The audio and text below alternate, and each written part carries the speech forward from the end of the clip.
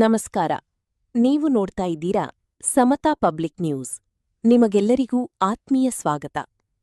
ಹೌದು ವೀಕ್ಷಕರೇ, ಇಡೀ ದೇಶವನ್ನೇ ಬೆಚ್ಚಿಬೀಳಿಸಿದ ಅತ್ಯಾಚಾರ ಹಾಗೂ ಕೊಲೆ ಪ್ರಕರಣದ ತನಿಖೆ ವೇಳೆ 3 ಐಪಿಎಸ್ ಅಧಿಕಾರಿಗಳು ತೋರಿದ ಬೇಜವಾಬ್ದಾರಿಯ ವರ್ತನೆ ಇದೀಗ ಭಾರೀ ವಿವಾದಕ್ಕೆ ಕಾರಣವಾಗಿದೆ.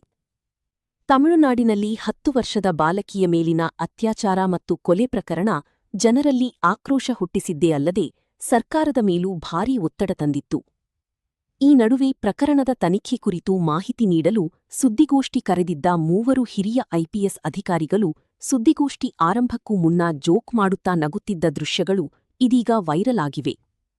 ಹೌದು ವೀಕ್ಷಕರೇ, ಒಬ್ಬ ಮಹಿಳಾ ಐಜಿ ಅಧಿಕಾರಿ ಸೇರಿದಂತೆ 2 ಐಪಿಎಸ್ ಅಧಿಕಾರಿಗಳು ಗಂಭೀರ ಪ್ರಕರಣದ ನಡುವೆ ಕೂಡ ನಗುತ್ತಾ ಹಾಸ್ಯ ಮಾಡುತ್ತಿರುವ ದೃಶ್ಯ ನೋಡಿ ಸಾರ್ವಜನಿಕರು ಆಕ್ರೋಶ ವ್ಯಕ್ತಪಡಿಸಿದ್ದಾರೆ.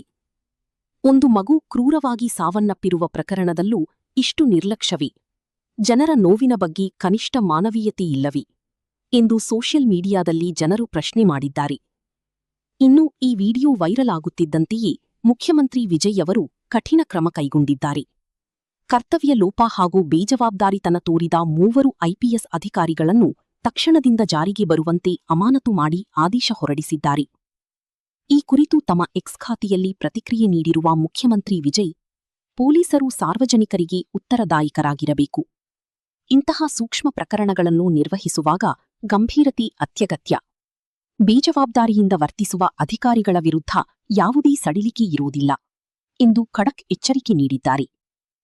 ಮುಖ್ಯಮಂತ್ರಿ ವಿಜಯ್ ಅವರ ಈ ತ್ವರಿತ ನಿರ್ಧಾರಕ್ಕೆ ದೇಶಾದ್ಯಂತ ಮೆಚ್ಚುಗೆ ವ್ಯಕ್ತವಾಗುತ್ತಿದೆ. ತಪ್ಪು ಮಾಡಿದವರು ಯಾರೇ ಆಗಿರಲಿ ಕ್ರಮ ಅನಿವಾರ್ಯ ಎಂದು ಜನರು ಅಭಿಪ್ರಾಯ ವ್ಯಕ್ತಪಡಿಸುತ್ತಿದ್ದಾರೆ.